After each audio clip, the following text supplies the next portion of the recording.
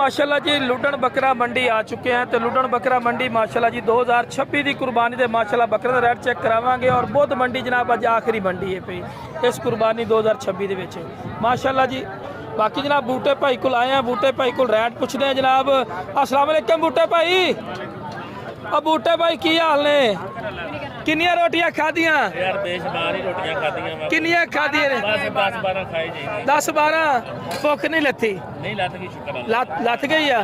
चलो शुक्र है। चश्मा कितने आ? चश्मा यार को ले गया तारा। अच्छा किन्ने बकरे आज ले आंदे आ? 14 बकरे। 14 बकरे माशाल्लाह जी। 14 बकरे माशाल्लाह जी खड़े ने।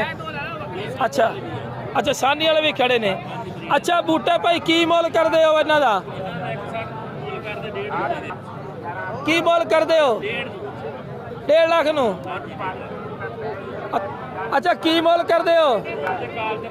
काल तर प्यार मोहब्बत करेगा बूटे भाई? फुल मोहब्बत करेगा। जेड़ा तेरे को आवे तो एक बंदे नू कितनी रोटियां खवाएगा?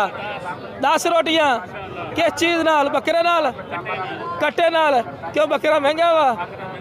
बकरा महंगा जी, कट्टे नाल रोटी खवाएगा जरा बूटे भाई को आएगा।